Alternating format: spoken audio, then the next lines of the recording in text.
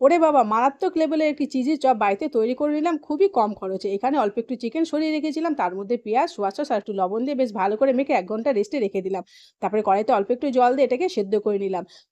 চিকেনের জলটা যখন একদম শুকিয়ে যাবে তখন এটাকে একটা প্লেটে নামিয়ে নিতে হবে। তারপরে হাতের সাহায্যে এটাকে ভালো করে একদম মেখে নিতে হবে। তারপর দিয়ে দিলাম পেঁয়াজ কুচি, ধনেপাতা কুচি, কাঁচা লঙ্কা কুচি। আর দিয়ে দিলাম রেগুলারে কিছু গুঁড়ো মসলা। স্বাদ অনুযায়ী লবণ, হলুদ গুঁড়ো, লঙ্কার গুঁড়ো, ধনের গুঁড়ো আর একটু চাট মসলা। চাট মসলা দিলে বেশ চটপটে হবে। আর একটা ছোট্ট সেদ্ধ আলু। আর দিয়ে দিলাম ৩ টে পাউরুটি, তাও আবার জলে ভিজিয়ে।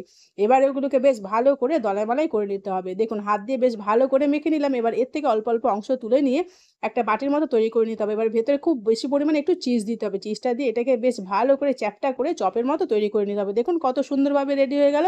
এইভাবে সব চপগুলোকে তৈরি করে নিয়ে কর্নফ্লাওয়ারের গোলার মধ্যে একদম ডিপ করে ভালো করে ডুবিয়ে নিয়ে দিয়ে দিলাম ব্রেড ক্রাম্বসের উপরে। ব্রেড ক্রাম্বসে বেশ একটু গড়াগড়ি দিয়ে নিয়ে চেপে, চেপে একদম গরম তেলের মধ্যে এগুলোকে ভেজে নেব। একদম অল্প তেলের মধ্যে কিন্তু এগুলো ভেজে নিচ্ছি।